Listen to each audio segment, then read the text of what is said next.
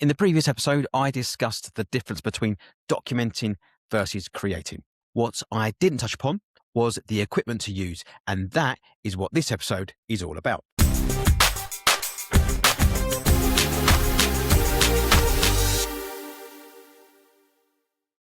Hello and welcome to the Visual Storytelling Podcast. If you're new to the podcast, a warm welcome to you. My hope is that you find value in what I'm going to discuss today. And if you do, why not consider following the podcast so as not to miss out on new episodes or even just have a mooch through previous episodes. If this is not your first time listening or watching, then a warm welcome back. I would like to start off by revisiting something I mentioned in the previous episode, that being documenting and creating aren't opposites. They're different intentions. The tension comes from why you're there, not what you're holding. And that fits nicely into what I'm going to discuss today. So if you haven't caught on yet, I'm going to be focusing on documenting more so than creating. Chase Jarvis said it best when he said, "The best camera you have is the one you have with you."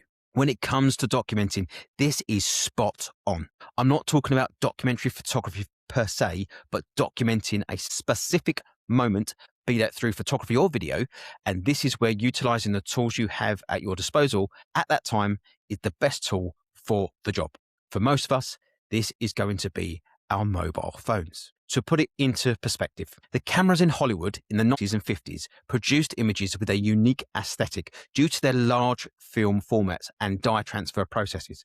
Whilst today's latest smartphones offer superior technical flexibility, low light performance, and sophisticated computational photography that vastly outperforms the manual and technical constraints of vintage film systems. To clarify this further, you have a far superior camera in your pocket than the movie studios did that would have cost millions of dollars to use, and I can guarantee the majority of you listening or watching this are not using your device to its full potential. I don't exclude myself in this. I've said before, when it comes to documenting my workflow, my thoughts or opinions on a subject, I've been poor to say the least, and this is something I'm actively changing this year.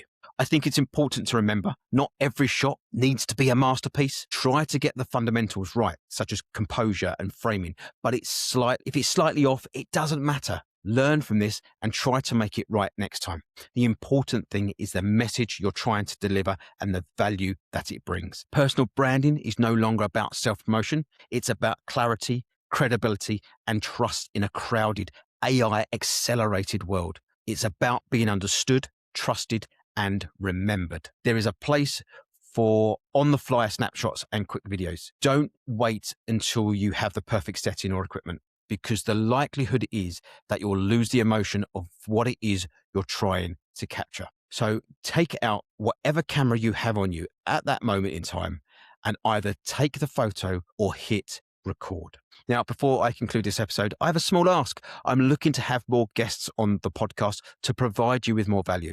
With that in mind, what are some areas you're struggling with when it comes to your creative journey that you would like the answers to? Let me know by either leaving a comment on this episode or getting in touch directly. Equally, if there are aspects of running or building a creative business that you would like discussed, or even if you do it just for the pleasure and would like to delve deeper into something specific, let me know and I'll see if I can get a guest within that area on the podcast.